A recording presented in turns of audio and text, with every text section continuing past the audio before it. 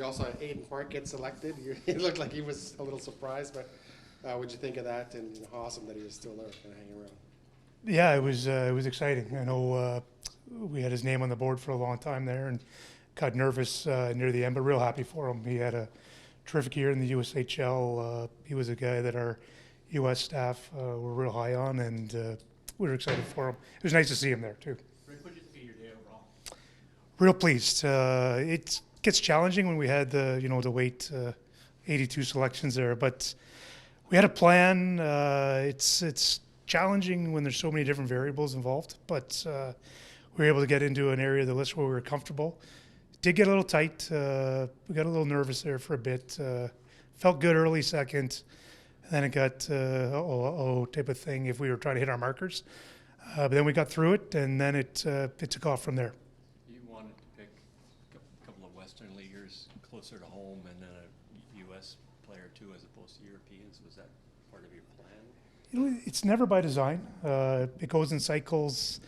Last year we didn't select a Western League player, and it's certainly just one of those things where the list is built, and sometimes those decisions are made for you, and then other times it works out. So, but it's nice. Obviously, we believe in the Western League, we believe in the Canadian Hockey League, but we were nice to pick from the U.S., nice to pick from Europe. So, if we're showing a bias or if we're being closed-minded in certain areas, we're making mistakes. You had just 3 picks a few days ago. You got ended up with 5. How did that help? What did that do for you? I think it really helped from a standpoint of we were able to add a defenseman. That we were a little bit worried about the overall defensive depth in the draft. So we were worried about late rounds, and then obviously the first 2 picks were forward. So being able to add that really helped to diversify the draft class. And then, overall, just being able to continue to add to the prospect pool. As a scout, like the draft is what you guys live for. Is it tough to have to wait till the 83rd pick and watching all these players go by before you get to join the party? Not really. I mean, we're super excited to be playing the finals and competing for the cup. So going without picks, that's just part of the cycle of our team, and we'd much rather have it that way. The only thing would be you get through that first day, and there was a lot of highlighting going on. So once we had a little bit of time to breathe, take a look at the numbers, and kind of reset, we knew that they felt like they skewed. It was heavy CHL. There was only 8 defensemen selected.